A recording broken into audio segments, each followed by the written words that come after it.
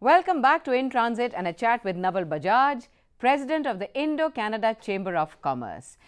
Now, we were discussing trade relations between the two countries and the fact that one of the largest trade delegation from Canada has come to India this time at the Pravasi Bharatiya Divas, and they've been around visiting various cities of the country.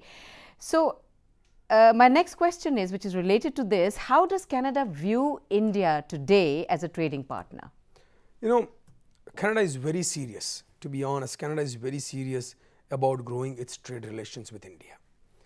And I mentioned earlier also that the Prime Minister has repeatedly mentioned that we want to grow this trade from $5 billion to $15 billion just in 2 years, and so on. So, I think this trade can go, according to me, this trade can, 15 billion is no amount, nothing, when you can see that this trade can go to 50 billion and 100 billion.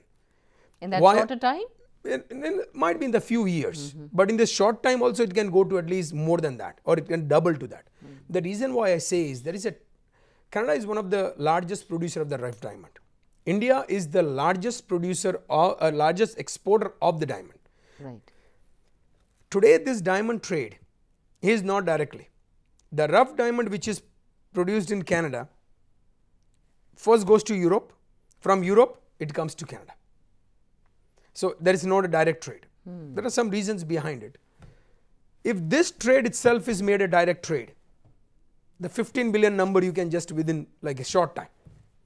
And there are 4 key sectors which today Canada and India are focused on. The 4 key sectors which Canada and India are focused are infrastructure, food, energy and education. All the 4, the reason why it has been streamlined to 4, because there is a lot of commonalities and similarities between both the countries.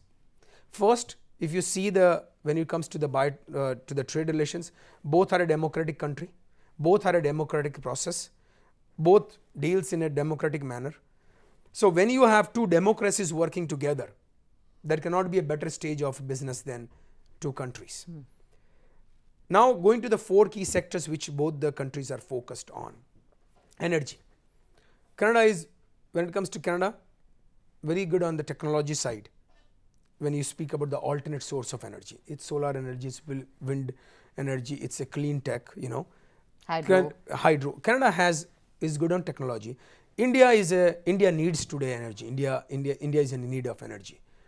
For Canadian market, for the Canadian companies, 1.2 billion people market, and a country which is on developing stage. For the development of India, energy is a key source needed. Right. Second, we go about the food. When it comes to Canada, when it comes to food, starting from the agriculture side, the technology, because Canada believes in collective farming. When it comes to logistics side, you know, how to handle the food. When it comes to the storage side, the same thing, Canada is very strong on it. India needs all these things. India today, not the collective farming is not there. Small storage is poor storage, and the logistic, plus the forecasting. Like Canada, when the farming is done based on the forecasting, that how much is needed, when it's needed, so that the demand and the supply ratios are maintained. So the price is maintained, so the farmers are able to get, you know, the money worth for it.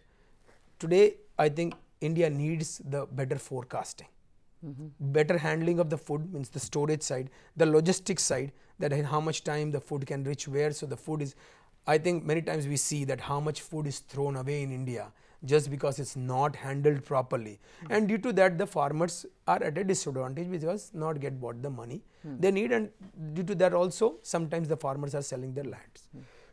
The third point is when we go about the infrastructure.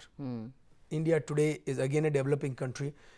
9 years before when I migrated, today what I see at India, great development on the infrastructure. One thing I always speak about when people try to sometimes bring negative about India, and I try to put a positive spin. I said 65 years democracy, where India is today, show me an example any other countries there in 65 years. So I think India is on a right track, in a right growth manner. So going back to the infrastructure, we see a lot of highway developments, a lot of infrastructure, a lot of things happening for the industries. But I think still India needs, and the technology wise, Canada has a lot to offer when it comes to the infrastructure. Right. The fourth one is the education. The world's largest youth is sitting in India. For and India Canadian universities are very aggressive in promoting the universities, because every year about 15-20 universities send their representatives here to meet the students. Yeah, and they have conclaves here. You are right on that. When you have a youth, when you are 65% of the population is the youth, for them to progress, for them to develop, the education is the most important. And I think when we look at the 4 pillars of India, the democratic, the secularism, the equality between women and men, and the final is the equality of the standard between the poor and rich. These are the 4 pillars which I think where India is standing today, and that's the reason India is strong.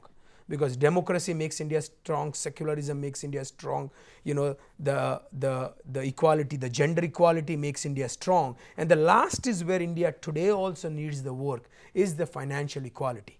Between, the gap needs to be narrowed between the poor and the rich. And that can come when our youth gets proper education. Because then they are able to compete in the global market at the India level, at the global market. So for that education, I think basic education, India is pretty good. When it comes to the higher education, I think the Canadian universities are doing a good job. India also has the institution like IITs and IIM and Birlas and so there is no different. But I think Canadian education institutions are very aggressive on promoting there, and I think that's where education becomes the fourth sector. I mean, they're aggressive in promoting their own universities. They get a lot of Indian students, which means they get a lot of money from India. But what after that? What if an Indian student wants a work visa, wants to work in Canada? Is Canada as strict as the UK and the US? Are they denying visas? What is the status in Canada today? Okay, today the status in Canada is in need of skilled labor. So when it comes to the professional, when it comes to the educated mass, I think Canada is open on that. Because Canada is in need of, it's highly need of. I think not only Canada, the whole world needs the skilled labor today. Today the shortage in the world and also in Canada specifically is of the skilled labor. So I think the Canadian new immigration policy which is there, which is focused on skilled labor or the professionals, in other words I can say. So Canada is open on that. So, and especially when they get the education from a Canadian university, it makes it easier also to get them a job out there. Plus one thing which I feel also when it comes to the Indian market, India is a developing economy. When you have a developing economy, here itself you need educated mass.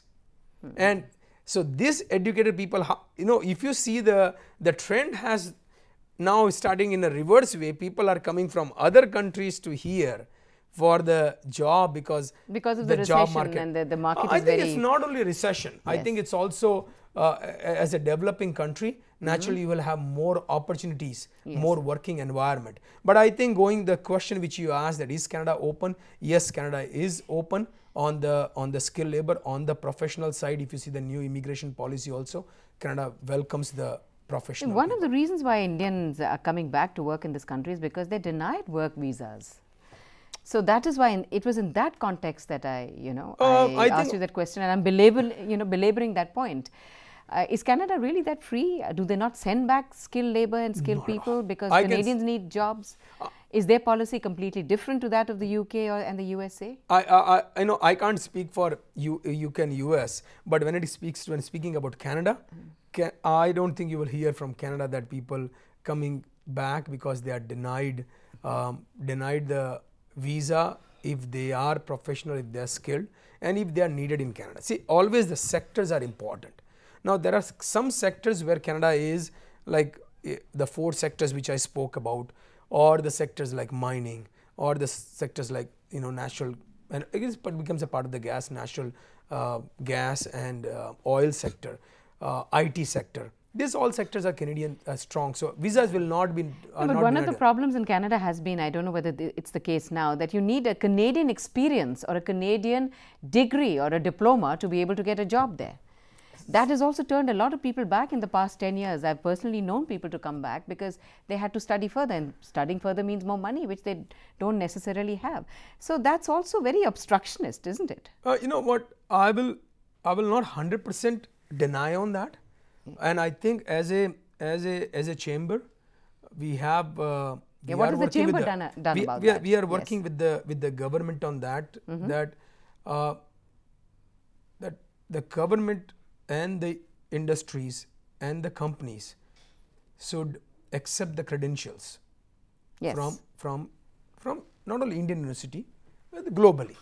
And one of the things which has come now is that the way the work is working nowadays is that the companies, before also moving to Canada, people can apply to the institutes or to the industries, and based on their applications, the industries accept their credentials, so they don't have to go through that difficulties if they have gone through. So they've eased up on the credential restrictions. So now the industry accepts them, the government will process their permanent residencies, their visas. Okay. So that they don't have to wait for it. So the onus is on the business houses. So naturally, the way you see the global market is opening up, anyway, yes. You see that is in India, in the globally, that if you are fit for the job, you get the job. And I think one of the things which is happening with our coming generation, with all of us, that you need to be both. You need to have education, but at the same time you need to be street smart also. Overall, practically, you have to be smart to get there. And there has to be a need for your skills in that particular country. That's right. That's a need. Otherwise, there's no point immigrating for the sake of it. Yes. There may not be a market for your Because before talent. when the just working on the point system was there, like if you have thousands of accountants coming or thousands of dentists coming. There are only so many who can get these jobs. The second thing which war also is happening is, I think I will try to draw the attention is on the education side. That so many private education colleges have nowadays started, and sometimes the education standard is not what it should be. I don't think a person who has studied from IIM or IIT will have any problem of getting any job, not only in Canada, anywhere in the world.